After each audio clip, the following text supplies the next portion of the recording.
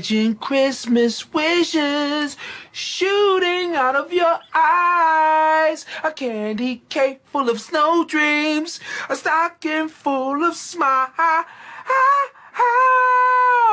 It's a Jordan Christmas. I remember that. That video was raunchy. While our government's official position is not to speculate on this subject, we can choose to let our minds explore other possibilities, to use our imaginations. For if we consider that astroscientists agree on one point, that the possibility of life elsewhere is not only quite probable, some feel it is there without a doubt. Let us suppose then that these objects are real space vehicles, extraterrestrial in origin, and not an illusion of the mind.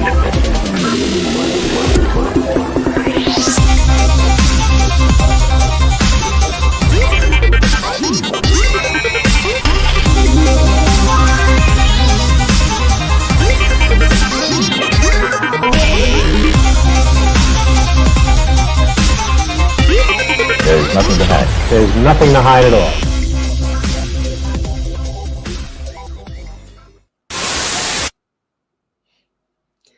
What's up, guys? It's a Jordan Christmas. What's going on? Happy holiday season to all of you. As you can see, I'm getting in the festive mood here in the Somewhere in the Skies HQ. I got my aliens, I got my nutcrackers, I got my gingerbread men, and I am feeling it, guys. I'm feeling the holidays coming on. I hope you are too. I know it can be a stressful time for some people, a fun time, a emotional time, and everything in between, but that's what the holidays are for. And that's what Somewhere in the live stream is for. It's to distract you for just a few hours from that holiday stress. So welcome to all of our regulars in the chat. I see you. I love you guys. Thank you so much for being here tonight. If anyone here is new, welcome. This is a live stream we try to do every Sunday here at 4 p.m. Eastern Standard, 9 p.m. UK time, where we break down all the latest UFO news, space alien news, and for some reason, drone news. And we've got plenty of it again for you tonight because we are in the middle of New Jersey drone invasion, and it's just getting weirder and weirder, guys. We will get to it later in the show with our amazing moderator, Suzanne. She's going to be hopping in with us to talk all about the latest with the New Jersey drone invasion. But before we do that, I do want to say hello to everyone over on Twitter, X, whatever you want to call it. Hello to our Twitch viewers as well. Good to see you guys too. Hopefully your comments will go through for us tonight. And what else do I got before we get into the news? James Fox, the filmmaker James Fox, his brand new documentary, The Program, drops tomorrow, December 16th. As you're watching this, that's 1 day away. So get ready, y'all. And to get you ready, we had one of the first interviews with James Fox that premiered just under 2 days ago, this Friday, right here on the channel. So if you go back one video, you should be able to watch our exclusive interview with filmmaker James Fox, all about his brand new documentary, The Program, which I'm featured in, which is so cool. That being said, I'm going to be showing some clips from that interview later for you guys. Some clips that I pulled out that I thought were pretty interesting.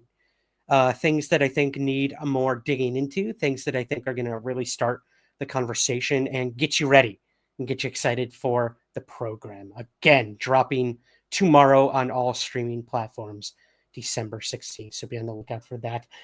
I want to let you guys know that the Super Chat and Super Stickers are open if you would like to help out the show tonight. That is a very quick and easy way to do it right here on YouTube, if you're watching on YouTube. So yeah, all of that will go into helping to support our further endeavors here at the channel. So thank you in advance for any Super Chats or Super Stickers this holiday season. And if you're watching on Twitch or on Twitter and you want to throw us some bones as well, you can use Buy Me a Coffee or PayPal. We have links in the show notes, or we'll have some QR codes up later on in the show too. Hello to everyone in the chat. I see you guys saying hello. Somewhere in the courtroom. Uh-oh. What's going on, Gareth? Someone in trouble? Anyways, I do want to tell you guys one more thing before we get started. I'm doing a holiday giveaway, a contest of sorts. So here's what I need from you. I took like a 2.5 month break off from the podcast, and I kick myself every day since then because I quit cold turkey. I kind of just disappeared off the face of the earth. It was for many different reasons, very personal reasons, which I won't get into here. But I didn't really tell anyone that I was stopping the podcast or the live streams, and at the time, I didn't think I owed anyone that. But upon further reflection, if I listened to a podcast or watched a channel for years on end, and then all of a sudden it just disappears with no warning, no acknowledgement, nothing like that, I feel a little let down, little betrayed, I guess would be the word too. So I just want everyone to know that that's not lost on me, and that I apologize for having done that. Geez, a little, that was about a year ago now at this point. But all that being said, I started the podcast back up, but I can fully admit and be transparent that the numbers were dramatically down. I think a lot of people kind of just gave up and didn't think I was coming back, didn't know I ever came back. So numbers dipped quite a bit. I'm being completely honest with you, like dramatically. And it's hard. It's hard to kind of, regain people's trust that I'm going to be doing this every single week. And I have been for a while now. I've even put out some of my favorite episodes of all time since I came back. But all this to say, I need your help. I need your guys' help to get the word out about Somewhere in the Skies. And I thought of a cool way to do that. Apple Podcasts, still like the biggest podcasting platform in the world. Their rating and reviewing system really helps to get your show featured on that platform. And the only way to get featured is to get more ratings and reviews of the show. So what I'm doing is I'm putting a call out to all of you watching this on YouTube, any of you listening across your podcast apps in the future, to leave a rating and review for the Somewhere in the Skies podcast on Apple. Now, I know a lot of you probably don't even listen to the show there, but I'm asking you, I'm begging you, please start an Apple podcast account. I don't know how you do that, and leave us a rating and review. It would mean the world to me. And in return, I'm doing a holiday giveaway. What I'm going to do for you guys is, for every rating and review on Apple that we get from today, December 15th, till January 1st, you are going to be put into a raffle to win a prize from us here at Somewhere in the Skies. And that is going to be Project Blue Book, the comic, Volume 1, which is amazing. So if you're watching this on YouTube, I'm just going to show you some of this. We got the Betty and Barney Hill abduction case laid out beautifully for you guys. Now, this came out in issue form. It was like, 8 to 10 issues, but it's now available in full first volume for you guys. So I'm going to be giving this away as a raffle, along with another exclusive gift from me personally. I'm not going to give away what that is, but you will be getting Volume 1 of Blue Book, the comic, and you will be getting another special exclusive gift from me as well. So what I want you to do is go over to Apple Podcasts, rate and review the show, and then send me a screenshot of your rating and review, because a lot of the times your handle on there isn't your name or anything like that, so I won't know who is who. Send me a screenshot of your rating and review once you submit it, and you can send that to me through the email address that it will be in the show notes below. We'll scroll it across the screen as well. And this was the most efficient way I could think of doing it. Send me an email with a screenshot of your rating and review, or you can shoot it to me in my DMs on Instagram, on Twitter, on Blue Sky. Just get it to me some way, somehow, and you'll be put into a raffle to win this. I will be making the announcement of the winner on January 1st. So again, that's our holiday giveaway for a rating and review of Somewhere in the Skies on Apple Podcasts. You will win Volume 1 of Blue Book, and you will win another gift that I will give to the winner as well. So there we go. That's it for that, guys. I saw Gareth in the chat and Pat Gallagher and everyone always asking what I'm drinking. And for you guys tonight, I've got a Scotland exclusive Innocent Gun. This is their single malt beer. It's amazing. It's made with in whiskey cask, so it's very malty, very caramely. It's got a little bite to it. Love it, love it. So that's what I'm doing tonight. What are you guys drinking? Let me know in the chat. I'll get to the chat, I promise. Just getting all this stuff out of the way. Another horrible pour by former bartender Ryan Sprague. But it is what it is. I want to say cheers and a happy holidays to all of you. Here's my little mustache. Yeah, just going through my notes here. Cool, cool. So hello. I see Kenzo is here. I see Lord Boss. Hello. Ashley is here. Biologist is here. Richard is here. Donnie Falls. Jay Rosenberg. Android Paranormal. Robert Chafee. Hello, guys. Lindsay Stewart is here. Hot chocolate. Yum. Yum. That sounds so good. I'm going to scroll back up. I know I forgot some people. Gareth. Ruth Bradford is here. Hello, guys. Richard. I don't know if I said hello, Richard. Dalen is here. All right, Donnie. James Craig. Hello. Hello to the one and only Bill Landers. Welcome, my friend. Zutiax over on Twitch is here. Welcome. Fusey Electron. Michael Huntington. Jeffrey Tomlin. Wow, everyone is here tonight. I am loving this. Hello to Sir Gosbo. I love that name. Love it. Ooh, Voodoo Ranger. That's a good one. Biologist. Good beer. Can you sign it, Ryan? Sure.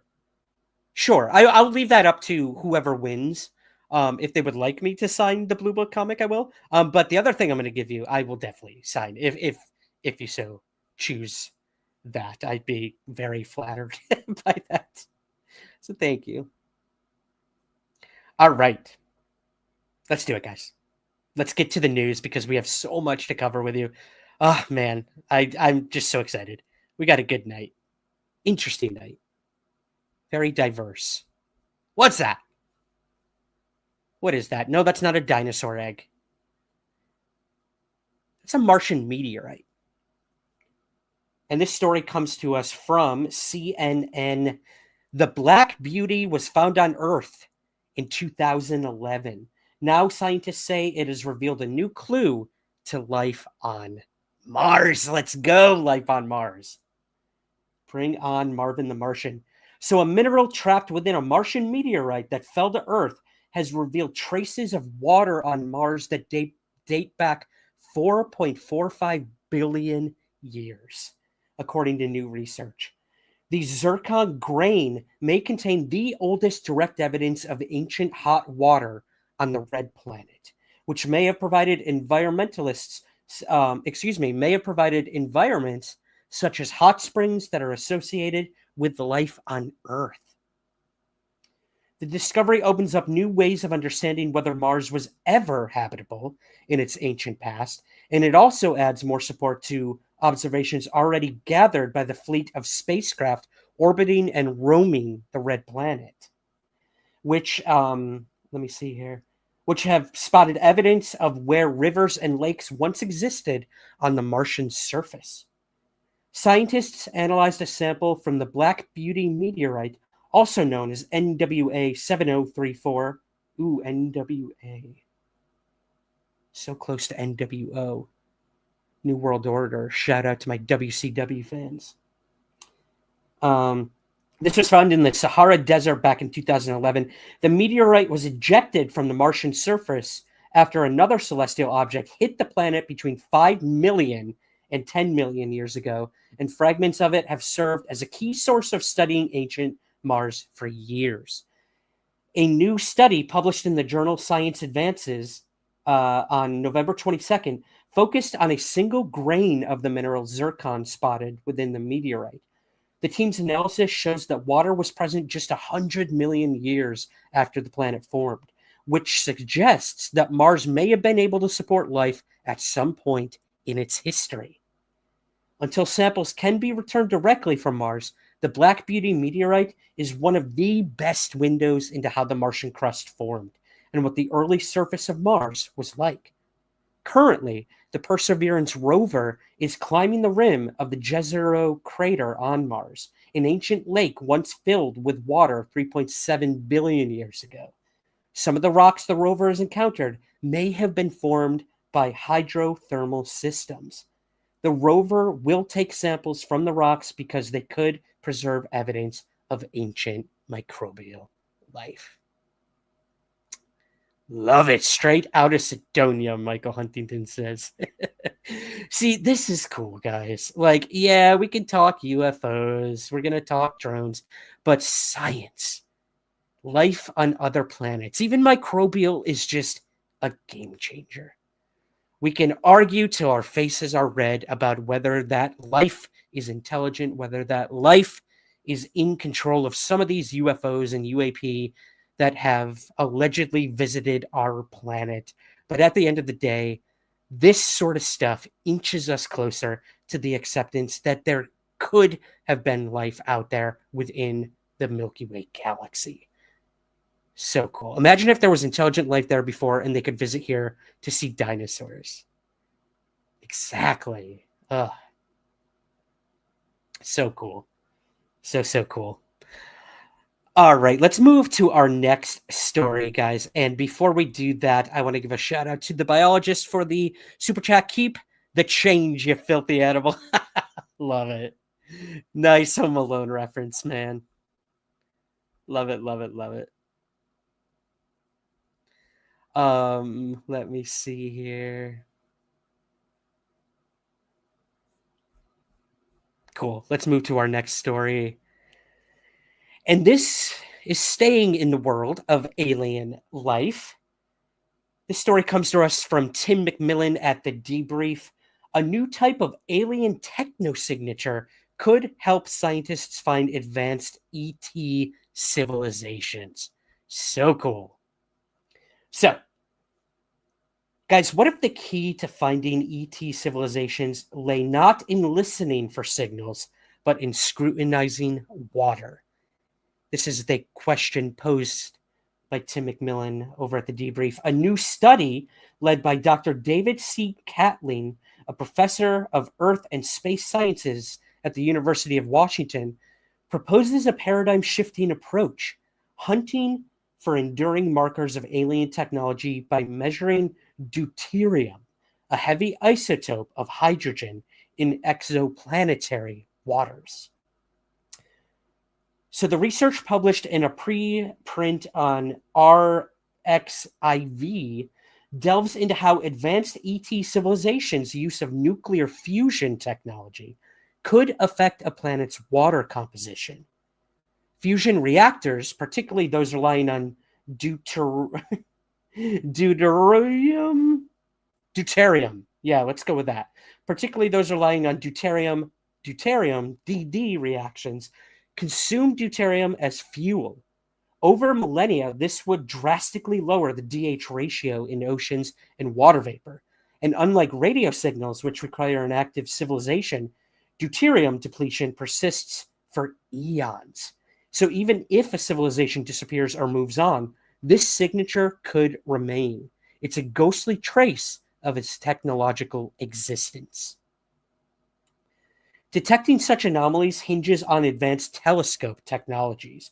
Instruments like the James Webb Telescope and future missions like NASA's Habitable Worlds Observatory or the European Large Inframeter for exoplanets could analyze water vapor in the atmosphere of distant worlds. Key spectral features such as the 3.7 micron wavelength of deuterium-enriched water provide a promising window for these investigations. Among the intriguing possibilities is the concept of Dyson spheres, which is something we've talked about in the past on the show, which is a theoretical megastructure constructed around stars to capture energy, which could be identified through anomalous infrared signatures. Another idea involves detecting artificial illumination. Some researchers propose that city lights on exoplanets might emit unique detectable wavelengths. Additionally, planets with irregular or erratic orbital patterns could signal the gravitational influence of massive alien engineering projects. Even the spectral signatures of uniquely evolved alien ecosystems have been considered, as they could offer biosignatures that hint at the presence of life far different from what we know on Earth. So together, all of these ideas expand the scope of techno-signature studies, pushing the boundaries of how we search for ET civilizations. So cool. It's exciting. I love techno-signatures. I think it is such a cool concept and what we should have been doing a long time ago. But now we have the power to do it with things like the James Webb Telescope, to really look at these planets, these moons, these exoplanets, and see if we can find city lights or, other things that they mentioned, harnessing Dyson sphere energy. And, God, I love it. Love it, love it. Hello to Joseph is here. Welcome. Welcome, guys. All right. We are speeding through these stories, guys, because I know what you want. You want some drone zone. I get it. But let's talk archaeology. I found this story to be fascinating. This comes to us again from the debrief. Archaeologists discover mysterious 7,500-year-old head with reptilian features. Researchers from the Kuwait Polish archaeological mission working at the Bara 1 site in the Al-Sabaya desert of northern Kuwait have discovered a mysterious 7,500-year-old figurine of a head with reptilian features, including elongated skull, slanting eyes, and a flat nose. So if you're watching this on YouTube, you're seeing it right here. After studying this artifact, Professor Peter Bielinski from the Polish Center of Mediterranean Archaeology, University of Warsaw, said that the discovery of the figurine, the first of its kind found in the region, raises intriguing questions about its purpose and the symbolic or possibly ritualistic value it held for the people of this ancient community. The research team, which includes scientists from all over the world and from Kuwait's National Council of Cultural Arts and Letters, notes that the newly discovered figurine is somewhat similar in design to statues and figurines with bird, snake, or reptilian features made by the Ubaid culture, which flourished during the time and in that region. However, most archaeologists still don't know the Ubaid people's motivations for constructing reptilian-headed figures. Along with the mysterious figurine, evidence of locally made pottery and a pottery foundry used to create coarse red ware was also found at the site. You're seeing that image on your screen now, too, if you're on YouTube. The discovery of a foundry resolves a long-standing debate about the origin of this type of pottery, which the researchers say is known from sites in the Arabian Peninsula. Depictions of humans with snake heads, lizard heads, or other classically reptilian features have appeared in several worldwide cultures throughout history. However, most have been tied to specific gods or religious practices. Like the Sumerians, which were considered the earliest known civilization, they worshipped a snake god named Ningishitsa, who was shown to represent vegetation, the underworld, and sometimes war. Although the Ubaid period predates the Sumerians by thousands of years, both flourished in Mesopotamia, meaning the Sumerians may have inherited their worship of iconography with reptilian features from the Ubaid ancestors. Still, archaeologists don't know the significance of the original Ubaid period people's motivations for making statues that look distinctively non-human, or how these statues may have been included in religious, spiritual, or ceremonial practices. Until more is known about the people of the Ubed period, their motivations for creating these types of figures with reptilian features will remain a mystery. So there you go, guys. There's an update on a really cool archaeological find that's reptilian, which I thought was kind of cool. Mixes into the UFO lore with the reptoids and all that stuff. And, you know, this stuff's brought up a lot on things like Ancient Aliens. And I know what you're saying, but it's interesting. Z-Man, wonder if it is like some person's ancient deviant art sketches. It very well could be. It could be their like comic book character they created or something like that. Z-Man, I love that. Oh, that is good. All right, who's ready for UFOs? Not drones. I don't think, at least. But UFOs. You guys have probably heard about this story. It's been making the rounds. And it's pretty interesting. Pretty interesting. A pilot told to maneuver around an Oregon UFO can be heard in a leaked cabin audio. So this story first came to us from Newsweek. That's the first place I found it. 2 pilots described seeing UFOs zipping through the sky west of Eugene, Oregon on December 7th, according to a recording of their communication with air traffic control. So I'm going to go ahead, guys, and play a little bit of that air traffic control transmission for you. And we'll talk a little bit more about this on the other side. So give this a listen, a watch, and then, yeah, let's try to figure out what this guy saw, what these pilots saw.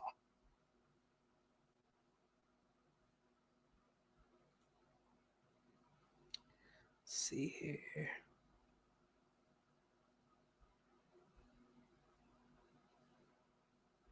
Oh, no, it's not playing. Let me see if I can pull it up for you. We've been having so many issues here, guys. I apologize. Let's see if this video works here. All right, I should be able to pull it up for you. Bear with me one sec.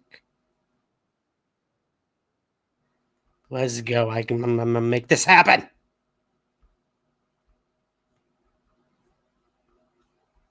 All right, give this a watch. We're seeing 3 or 4 targets.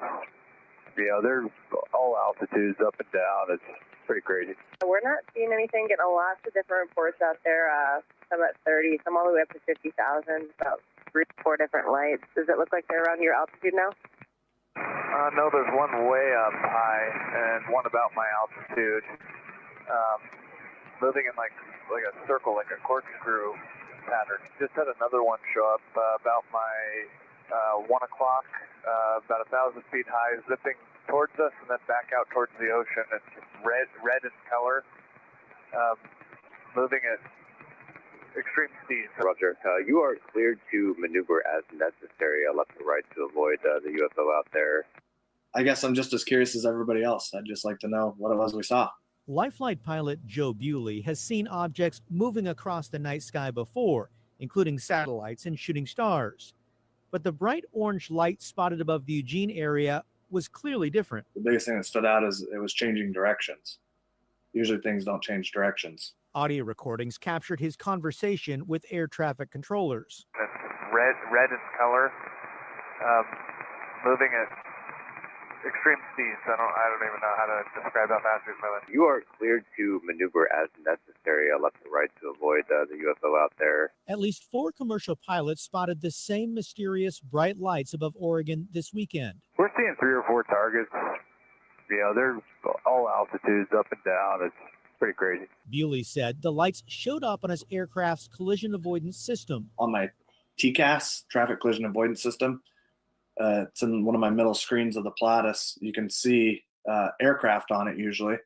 And I saw a target that would stop right on that ring, and before it would go back out over the horizon, disappear out over the horizon off the ocean. So your aircraft's collision avoidance system was picking something up, and yet it wasn't showing up on other radar? ATC said they couldn't see it. Researcher Douglas Bittner believes the eye-catching lights may be reflection from Starlink satellites launched by SpaceX to provide broadband internet. And literally all it is it's the sun is hitting the satellite just right, and it's being reflected back into your eye. The Lifelight pilot didn't think it was a satellite because of the odd movement he witnessed, along with his crew. Starlink. I'm so sick of debunkers using that. It is the reason for a lot of sightings. I get that, but come on, man. Like, just stop with this one. Like, this thing was zipping by his plane. Maneuver as necessary. How is that possible when the target is zipping around and TCAS is pinging? Exactly, Dalen. Exactly. Oh, man. Suzanne, let's avoid that UFO out there. Yeah, I love that. Avoid the UFO, please. Please maneuver around it if you could. We would really appreciate that. Crazy, crazy. Swamp gas again. Yep. Oh, man. I'm so happy the pilot came forward because, like, this was making the rounds. I think it kind of started on Reddit. And people were like, I don't believe it. And then he started dropping video, photos, and then the pilot finally came forward. So we have that. And he wasn't the only pilot to report things around Oregon in that time period. So, I mean, something was going on. Something was going on. Was it drones? I don't think so. I don't think so. Avoid spiraling satellites, Jesper says. Oh, man. I love that. The only sighting I've turned out to be Starlink, the only sighting I've had turned out to be Starlink. The search continues, the biologist says. Yeah.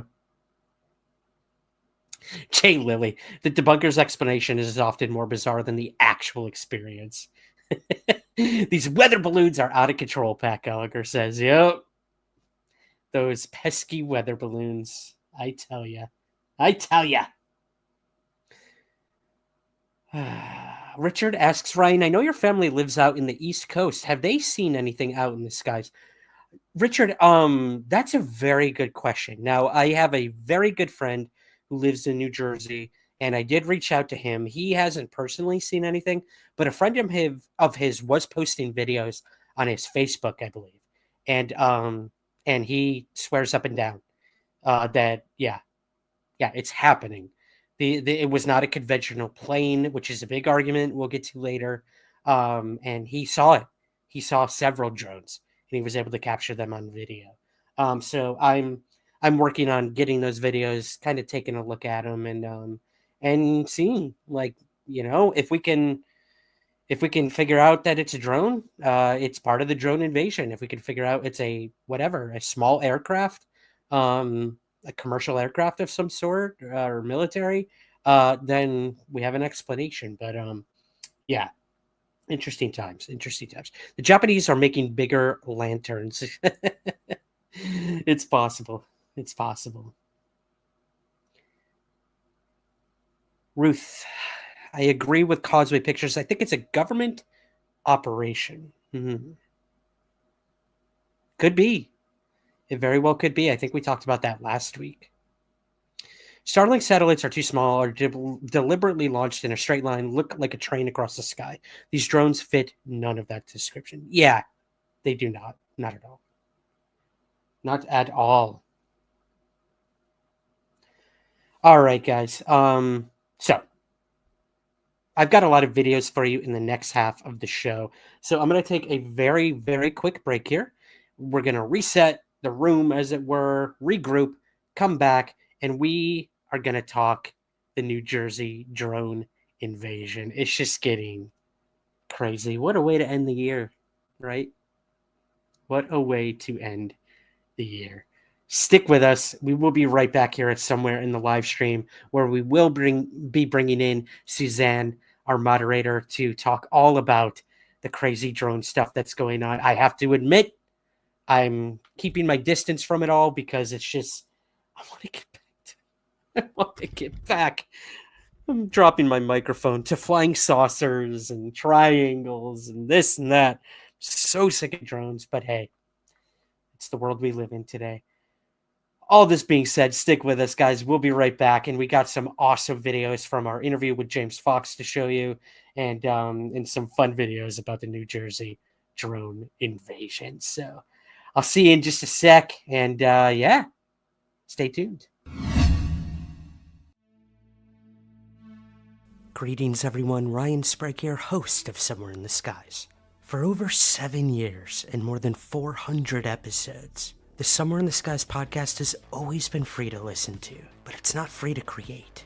So we offer several ways to help support our efforts and get rewards in return. If you listen to the podcast on Apple, you can click the subscribe button at the top of your Somewhere in the Skies feed to become a premium Apple subscriber. Or you can join our Patreon campaign with several tiers available. Both of these options give you the same benefits and rewards: ad-free episodes, early access to the main show, and bonus episodes and content.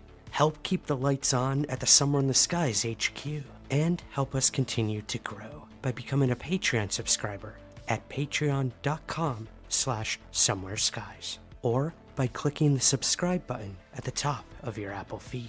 Thank you for your continued support, and keep looking up.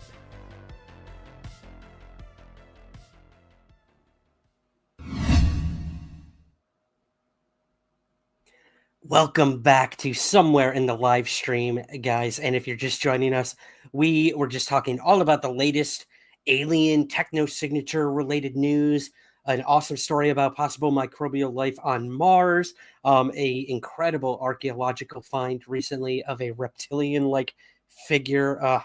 Just love it. Love it. Love it. Love it. But now we're going to get down and droney. So much going on. I see people in the chat. Pat Gallagher, I'm feeling very skeptical today, guys. It's a downer. Why? Why are you feeling skeptical, buddy? I want to know, Pat. We need your incredible British optimism, my friend. Bring us back up. Bring us back up. Tinker's Trade, this drone flap, and NJ has everybody, our private parties, and a few aliens sprinkled in. That's my opinion. So a little bit of everything. Interesting.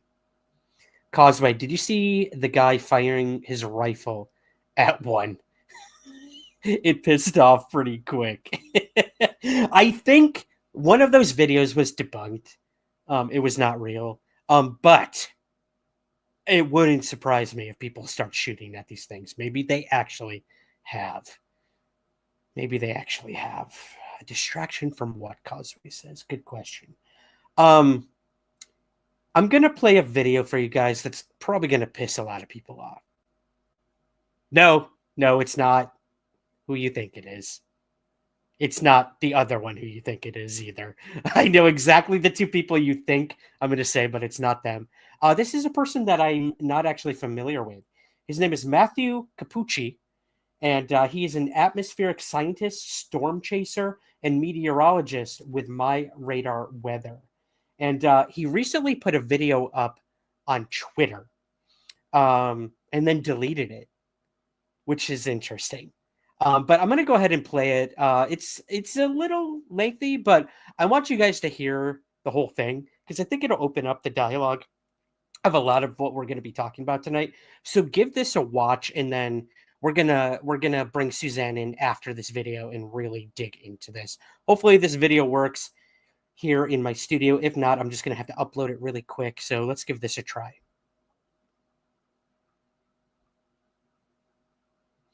Of course it's not. Okay. So give me 1 sec here. I got you guys. Don't worry. Anything can be solved here at Somewhere in the Live Stream. Hold on 1 sec. Where are you, Matthew Capucci? Where are you, my friend? There he is. All right, give me 1 sec here. I got it. Let's go. Hello there, gang from Luxembourg. We just got an FBI update on the drone situation in New Jersey. Let's talk about it. The TLDR, they found no evidence of maliciously operating drones in any restricted airspace, etc., and have found that most, if not all, the reports from the public are, in fact, regular commercial aircraft. It's what we've been saying all along, and I got a surprising amount of flack and pushback on social media. And yet virtually every video I saw on Twitter, on X, on Instagram, Facebook, TikTok, everywhere, was all of conventional commercial aircraft. It's like the public looked up for the first time and has never seen airplanes fly overhead at night before. In half the videos, you could hear the engines. You could see the red and green wingtip lights, the navigation lights, the pilot lights, everything. And I think it's such an illustrative example of where we are in 2024 in terms of public perception, news media reporting, critical thinking skills, and social media speculation and proliferation. The first drone reports came out on social media right around November 18th. They very quickly went viral. People hear drones these days, they immediately think foreign adversaries and scary technology. And in the last week of November, over New Jersey, it was pretty foggy, and it became very easy for regular commercial aircraft taking off and landing from LaGuardia, JFK, Newark, three of the busiest airports in the country, around the busiest airspace in the country, and the biggest city in the country, to resemble, through the fog, drones. And the issue these days is that if you tell people to notice something ordinary that they otherwise overlook and give them an extraordinary explanation, people are unfortunately gullible enough to believe it. It's exemplary of where we are with critical thinking these days. It's unfortunate that fewer folks are questioning reality or questioning what they see on social media and ascertaining whether or not it's part of our shared objective reality. It was amazing to see how many people would post videos of regular airplanes, but were deluded into believing these social media hype tales. It's an example of mass hysteria that we haven't really seen the likes of this widespread since 1954, April of 54, back in Washington State, when we had the pitted windshield crisis, when people were told that their windshields might be pitted due to bomb testing. Well, it turned out that most people had pitted windshields from normal wear and tear, and yet everybody got involved. The Department of Homeland Security, local officials, police, everybody way back then. And we saw it again this time too. The number of politicians who would go on the news and say, hey, we're hearing from constituents, something's going on, looking for answers just to appease their constituents. The number of media outlets, including outlets that I've either applied to or worked for before, who were perpetuating shoddy journalism, who were conducting a lack of journalism, pushing forward stories without any investigation. There was one that went on Fox News that interviewed only I think it was a makeup artist, about whether or not aliens were flying over her house. No drone pilots, no commercial pilots, no FAA aviation officials. Nobody was interviewed for that. The number of national entities, I think every major network I saw showed B-roll of airplanes flying overhead and narrated over it saying there were drone sightings. It's disappointing to see that outlets that pride themselves in stringent reporting standards when it comes to politics have next to no reporting standards when it comes to science or anything science adjacent. And believe me, I've seen this before. I've worked in TV. I've worked in many different news outlets. I know that when there's a story that has to do with science, reporting regulations are sort of relaxed because people don't have any scientific literacy. It's where we are in the United States in 2024. And this sort of thing will only get worse. There are multiple things that need to happen here. Number one, people need to be able to differentiate, and they won't be able to, but the American public needs to be able to differentiate between social media hype and objective reality. That will never happen. And it's going to get way worse. And in the next 5 to 10 years, we're going to lose our objective reality. Number two, media outlets need to begin raising the standards for scientific journalism or science adjacent journalism. They haven't done that. It's frustrating to see. So many reporters, so many media personnel are so overworked that when it comes to fact-checking something outside their area of expertise, and unfortunately science is outside of most general assignment reporters' area of expertise, they don't have the time, the resources, or the energy to do so. And number three, there needs to be some level of cultural acceptance that the phrase, we don't know yet, but we're looking for an answer, is okay. So many politicians jumped the gun. So many news media jumped the gun, calling drone sightings or drone reports drone sightings. Those are two different things. A report of a drone is very different from a drone spotted. It's just like if Jim Bob says that there's a tornado, that doesn't mean there's a tornado. It means that the National Weather Service, an authority, has to go out and determine whether or not there was a tornado. And oftentimes there wasn't. A scary looking cloud isn't a tornado, the same way that a blinking light in the sky is not necessarily a drone. Like we said, this is very reminiscent of past examples of mass hysteria. It's made worse by social media. It's the conclusion of weeks worth of speculation.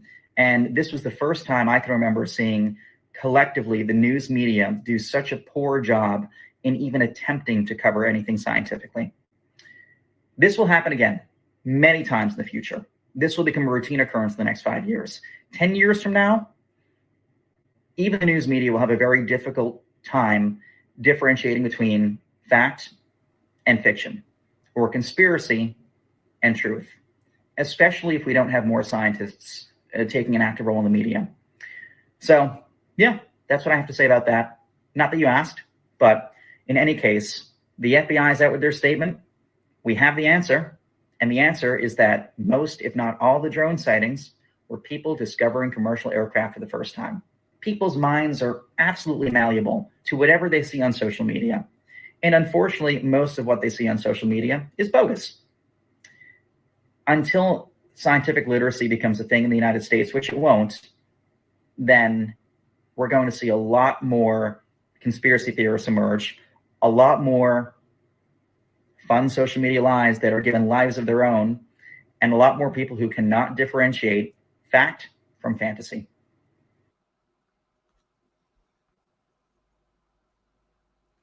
All right.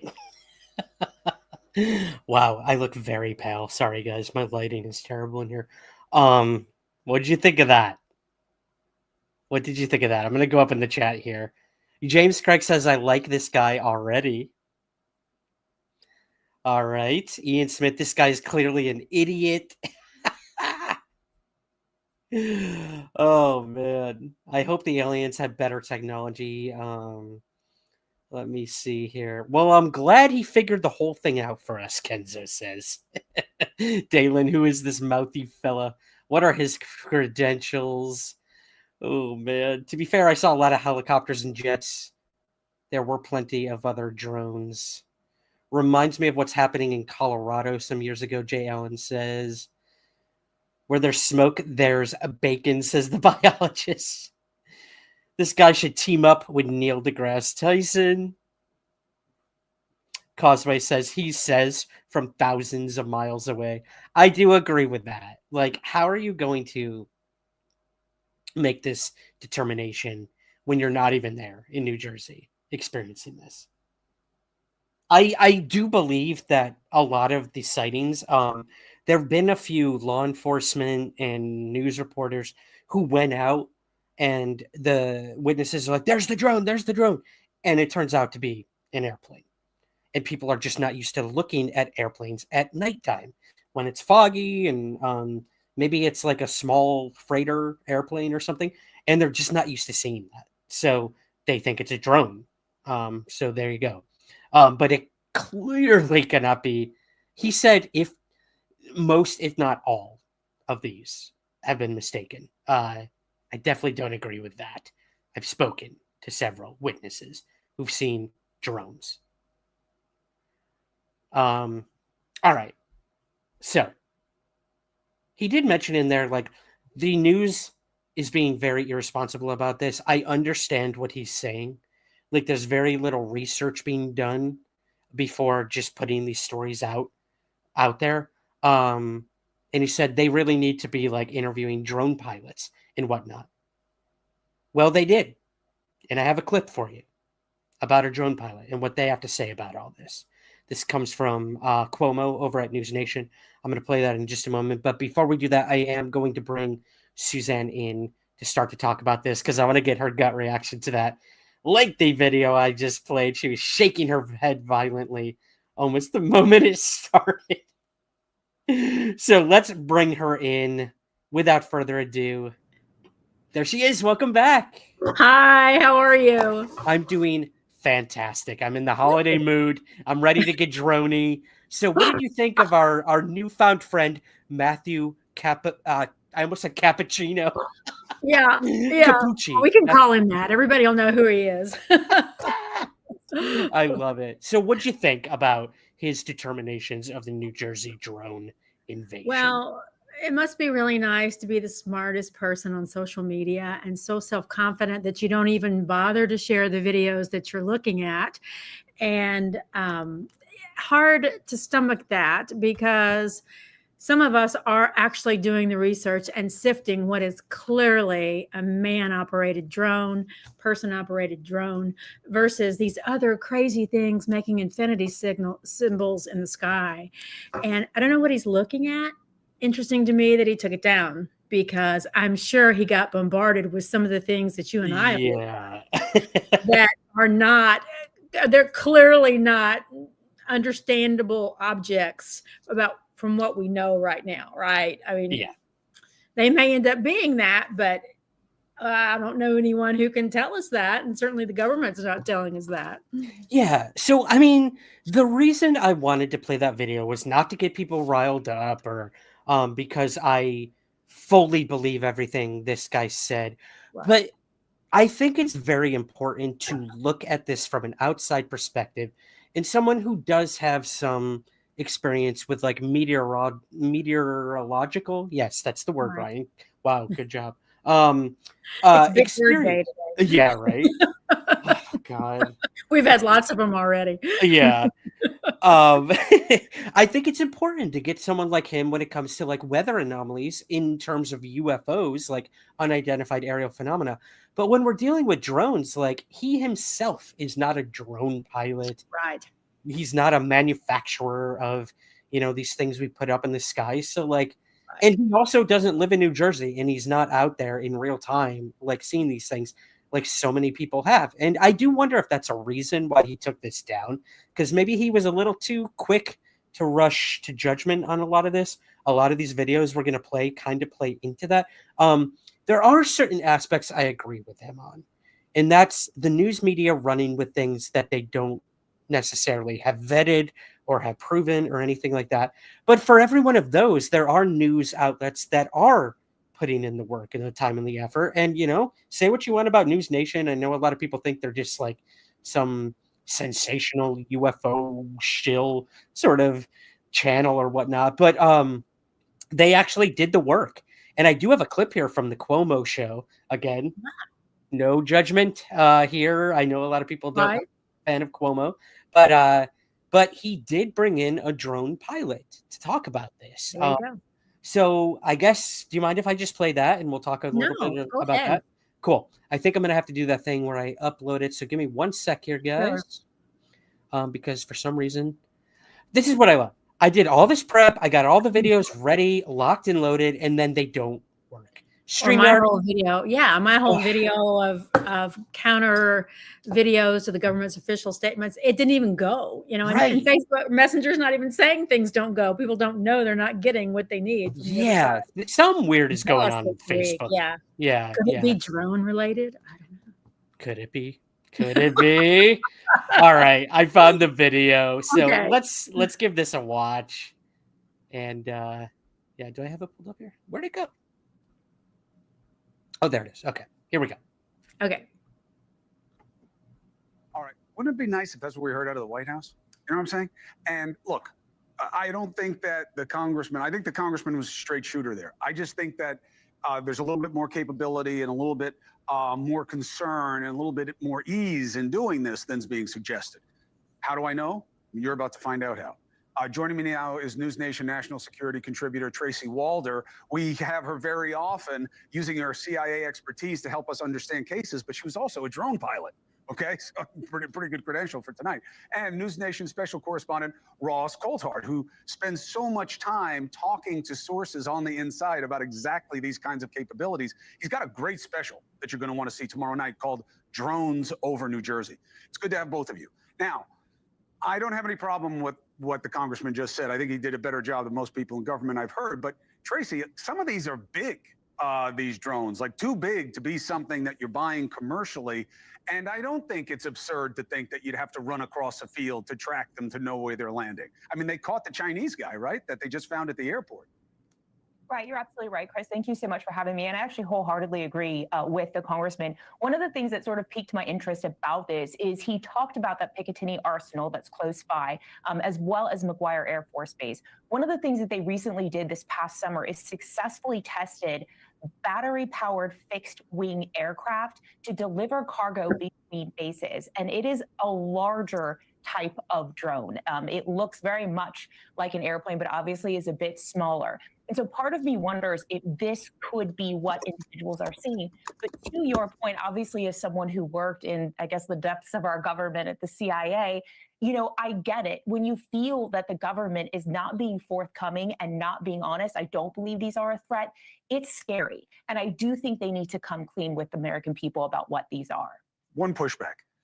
I have so much tremendous respect for the amount of expertise you developed to be at the CIA. And I'm not a cynic about government. We need transparency, but I think it's amazing what you were able to do for this country, and I appreciate you for it. I just feel like this is, I want your gut before I go to Ross on, I feel like they have to know more, either because they're doing it or because they know what it is, and they're just saying, yeah, there's nothing to it. But I think the people have moved past accepting that kind of answer.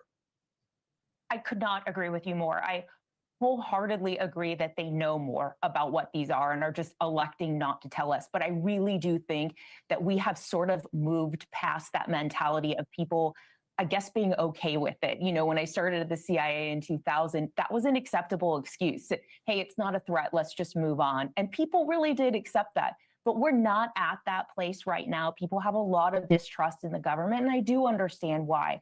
And I really do think that, look, I get that we shouldn't be giving sort of the top secret intricacies of what this is, but I do think the government needs to give more information. Yeah, Ross, I mean, I see this as such an opportunity for them. I see it as a metaphor. Like, you know, this is the same guy, Mayorkas, who's saying no big deal. It's the same thing he said about the border at the Department of Homeland Security. Submarine just completely exploded the Biden administration's credibility on a very major issue. And this is such a great opportunity for them to say one of two things. We got people like Walter working here. We know exactly what this is. Certain things you need to know, certain things you don't. Or we don't know. We don't know what some of these things are, and we're going to find out because we see what you're seeing, and who's ever doing this, we're saying we're putting a moratorium. You better stop, and if you don't, we're going to catch you like we did the Chinese guy. What do you think from your sources? Firstly, good evening, Chris. Look, I have to say I vehemently disagree with any assertion that either the FBI or the Defense Department have any idea, any clear idea, what this phenomenon is over the east coast of the United States. I'm talking to people in the FBI who are utterly baffled by this phenomenon. They tell me they do not know what these objects are. They're not getting answers. I'm told, for example, that these objects are the size of an SUV, a large SUV. So the argument from the congressman that these objects are too small to detect is not correct at all.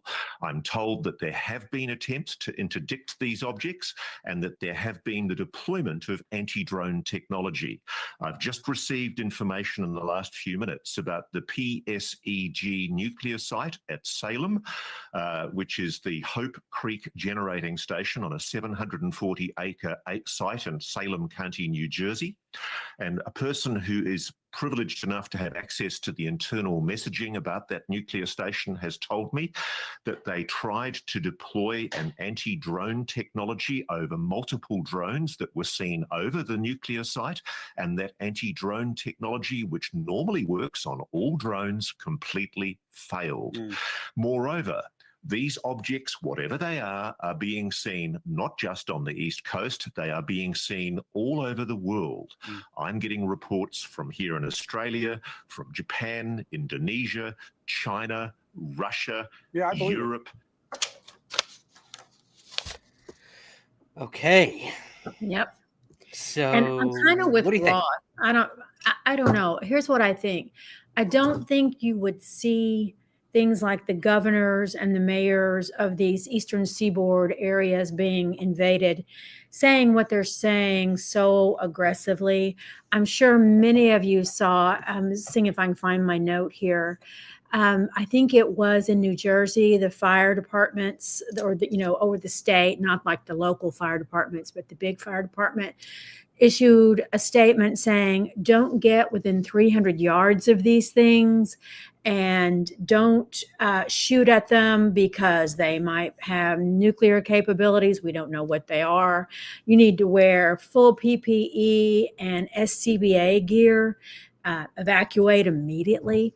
I just think if they knew what it was, they would not take the opportunities to say things like that, which can be scary for a population, right? Yeah. You know what? It just made me remember like 2 months ago where that manual came out for law enforcement. Yes. Throughout the US about Yes. UAP. Yes. With Like, the procedures. Right. It makes me feel like they knew something like this was going to happen. And now they're like utterly lost in how to deal with it. Like, here's the thing, Suzanne. I do think a lot of people, law enforcement included, are mistaking planes for drones, and Agreed. other people are mistaking drones as UFOs, UAP, alien flying saucers. I see a lot of people in here in the chat who don't like Ross Coulthart and his thoughts on this specific thing we're talking about now, that he believes that some of them might be genuine UAP as well. Right. I don't know. Nobody knows, because we're being left in the dark by the Pentagon. The next clip I'm going to play for you guys is John Kirby at the Pentagon getting pretty heated. Like, it's a pretty heated exchange. I'm sure you've seen the clip. But that is the one I do want to play next for everyone. Do you have anything else to add to the one we just watched before we move on here? I don't think so, but I think when you watch bright brains like that in conflict, then I think there is something to see. There is something to see. So, there is substance there that is watchable and notable, even though they don't agree. And the fact that they don't agree, it's like when two lawyers really disagree on how a law is applied. Pay attention. Yeah. Pay attention. Something's wrong. That's a very good point. Very, very good point. Mhm. Yes. Okay. So let's hear from the Pentagon about all this. And this is where things get like conundrumy for me, because I'm like, you're saying this, but then this. Oh, yeah. So let me pull that up. I got to do this thing where I go find it and Yeah, you fish around again. while I make a comment about the first guy, because the chat's still trying to process him. A cappuccino. Sorry, Okay, I Mr. had to. I think also that's not very helpful. We've spent 80 years listening to, oh, that's Venus.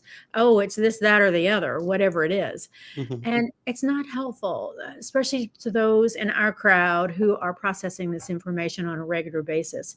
It's also, I don't think, very helpful to a populace that's so different today from the 1947 Roswell incident. We all have a camera or a video cam in our pockets. We all have data right in our hands. You cannot say those kinds of things to this populace in this circumstance and have it be appreciated. That's fair. That's totally fair. Yeah. Like, again, there were certain things that I'm like, he makes a good point. And then it was immediately negated by like the smugness and like, right. The United States has a science illiterate-ish problem. And again, maybe we do. Like, maybe there's some truth to that. And social media does not help the situation. I'm so sick of, I'll just say it, these UFO, anonymous UFO accounts on Twitter who are posting the dumbest videos of clearly a drone or clearly a plane and saying like, oh my God, it's a ship from Zeta Reticuli, or like, it just doesn't help the situation. But neither does what Mr. Capucci was saying too. God, this is what this is causing. It's causing like just a huge mess. And all that mess, Suzanne, in my opinion, comes from the top, and that's the Pentagon. So let's play the clip, and I want to get your thoughts on what's going on with the Pentagon and all this, because my God. I know it. How do I do this again? Sorry, guys. Whoops! I accidentally almost invited everyone into the live stream. You guys were all gonna be a make fun thing. Yeah. We There's an should idea do for that. another day. We should do that sometime. I That'd be know. fun. All right, here we go. Here's John Kirby at the Pentagon. John, on the drones, does the U.S. government have any of its own imagery or video of these systems? I'm not aware that we have U.S. government produced imagery ourselves, but as I said in my opening statement, we have certainly done thorough analysis of the existing imagery. Like from people's cell phones that we're seeing? Basically, with what you're looking at, how can you credibly tell people that there is no public safety threat, there's no national security threat, that there's no reason to believe that a foreign government is involved? Because the analysis thus far in an investigation that is ongoing has not revealed any national security or malicious intent or criminal activity. But Jackie, I would remind you, we're at the beginning here, not the end. There's a lot more work to be done, and we're working closely with state and local authorities to gain more information. I would argue that we're moving pretty well here with a sense of energy to try to figure out what we can do to learn more about this. We're still in the middle of an ongoing investigation, and I'm up here explaining to you and let you know what we know so far, what we believe so far.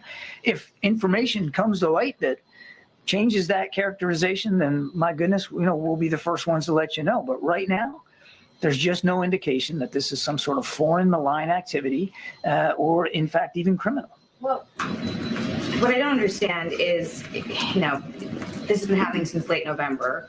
I don't know that the law enforcement officials or residents in New York and New Jersey, or even the Democratic senators who wrote to Director Ray Mayorkas and the FAA administrator today would think that this has been handled with a sense of urgency. But that being said, has the President or the Secretary of Defense issued any guidance to NORTHCOM or military installations to act on these systems if they are deemed to be a threat in any way? And what's the benchmark for that determination? So two thoughts. First of all, you're right. Late November. It is now the 12th of December. So I think it shows that we're moving on with this, and we're going to stay on it. So I want to disabuse you of any notion that we're not taking this seriously, because we are.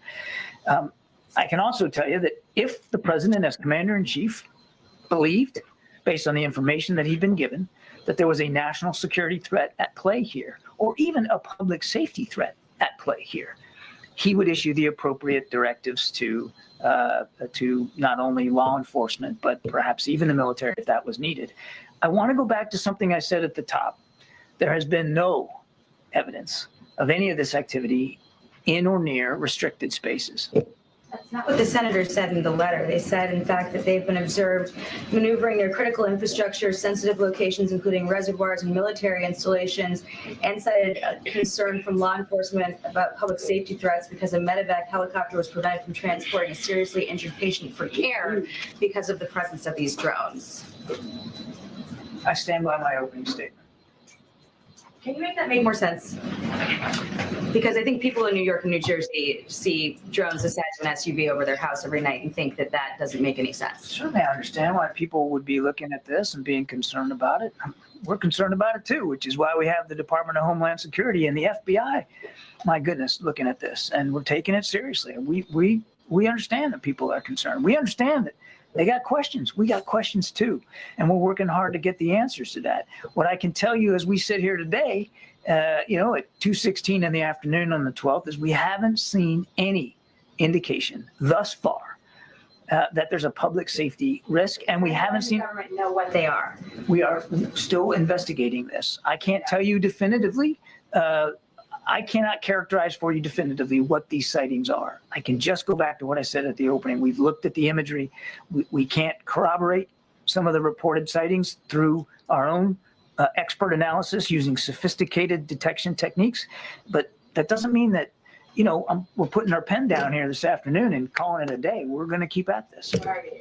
We are continuing to investigate it. As I said in my opening statement, 2 federal agencies, as well as the United States Coast Guard and state and local law enforcement officials, which we are staying in close touch with. You cannot be that stupid for that long. Make this make sense to me. I love that line. I want to make a Well t-shirt done, of that journalist. Well done by that journalist. And you know, the reason I say you can't be that stupid for that long is we really don't have government video and photos. They're not videoing and capturing this. They cannot be that stupid for that long. It is not reasonable to think that that's the truth. In fact, Northern Command, did you see that yesterday? Northern Command said, we don't know what it is, me paraphrasing, obviously, and they haven't asked us for help. You know, I guess they're over there, you know, twiddling their thumbs because it is an issue of who's in charge and who can step in, but only at the invitation of another agency. And so Northern Com's just sitting there. Twiddling their thumbs. Yep. Yep. You know, so bizarre. Very bizarre. And you know, we hear things at like the UFO hearing, right? Of like, we have the most sophisticated geospatial satellite sensor systems out there. Someone in the chat said they can like look at the label on your shirt at this point with these sorts of What do things. these look like from that perspective? Yeah. And you can't tell me that you don't know what's going on. And then the question, it begs the question, is something going on? Or is this mass hysteria? And there's like 3 or 4 commercial drones out there and everyone's blowing it up. People are posting fake videos of things. The one that really bothered me was these people recording their radios and saying some weird alien signal was coming through. I'm like, guys, stop. Everybody stop. And Like, let's don't shoot at these things either. You know, let's stop all that foolishness. don't Just shoot stop. at them. The alien radio signal thing, like, it's bullshit. I'm just going to say it. It's That's bullshit. what it is. Yeah. And to those of you on Twitter sharing those things, shame on you. Cut it out. Shame Cut it on out. you. Yeah. Yeah. Like, You know, we're trying well, to get to the bottom of this, not make things more murky. Right. You know, and what's going on with the Coast Guard? The Coast Guard, by the way, is not covered by the Posse Comitatus Act, which is what's controlling all these other agencies, saying they don't have the authority that they need. And we can talk about that a little bit later. But that doesn't apply to the Coast Guard, which operates under maritime law. And the Coast Guard is telling everyone officially that there were 12 drones trailing its vehicles off the New England coast, and that 50 drones were coming in from the ocean. And the Coast Guards are picking all this up, and that the Coast Guard somehow lack the ability to shoot them down. So none of this makes sense. None of this makes sense. Make it make sense to me. Make it make sense to me. Oh, man. I could have watched those two go at it forever. She wasn't stopping, was she? Good for her. That was Because I'm sure there's a hilarious. price to pay, you know, when you torture Oh, for sure. She's House. not. Either Yeah. he's going to get fired or she's never allowed back in the press room. She'll never get another ever. question, so I'm glad she got Yeah. those. Yeah. But good for her. Good for her. I appreciate the persistence. Exactly.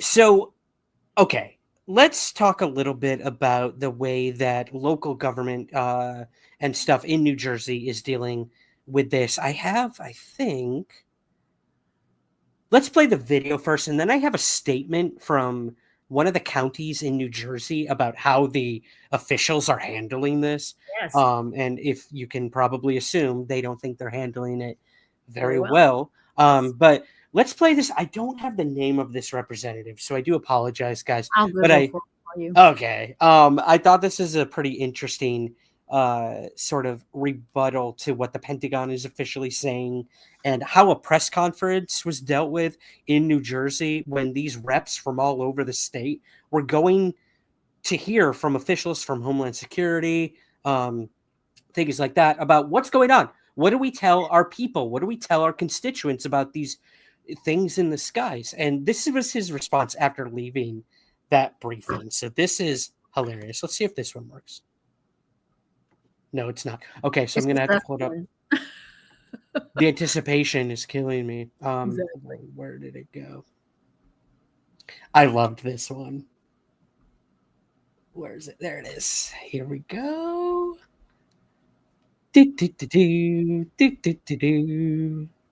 Okay. I promise I have it. Here we go.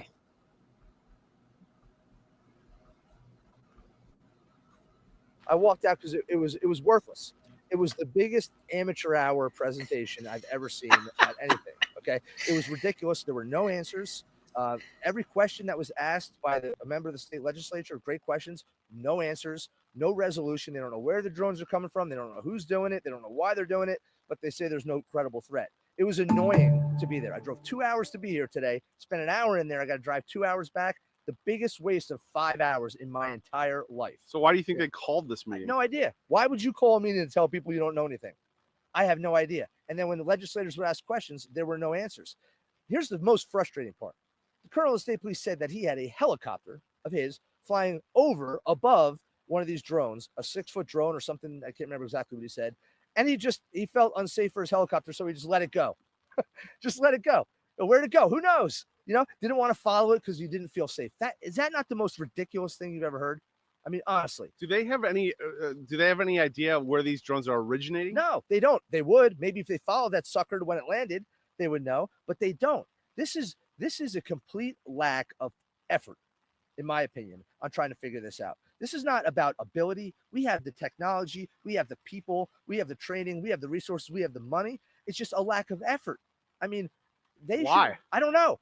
They should be saying, you know what they should have done today with productive use of our time? If they didn't know anything, come in there and say, hey, legislators, we don't know anything. But if you get us these 10 things, do these 10 things for us, and the governor calls in this kind of action, we can figure it out. Will you help us? And then we would have helped them. But instead, it was just excuse after excuse, and we know nothing. It was infuriating, and I got up and I walked out. You've been in the service, right? Yeah, I was an attack helicopter pilot, Apache helicopter pilot in the Army, and I helped stand up the initial unmanned aircraft training battalion in the aviation sector of the Army. So I know a little bit about what I'm talking about, and these guys are not doing the job they need to do to figure out what's going on, and that is the Department of Homeland Security, the FBI, and the state police. And they're saying no threat to Americans. They're saying no threat, but how the hell do they know? They don't know anything. They don't know what it is. They don't know where it come from. They don't know nothing. When I walked in here today, I was actually pretty calm. I was excited to be here to find out a couple things. I thought they'd be like, hey, listen, it's FedEx trying to figure out.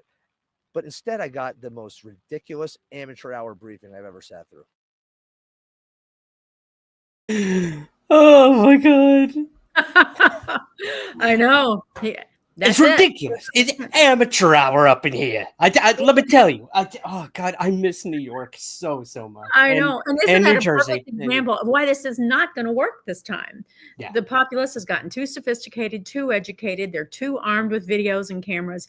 It is not going to work like that, and neither is an illogical conclusion like, no, we don't know what they are, but there's no threat. There's no threat. It's flying over Trump's house. They're flying over the White House last night.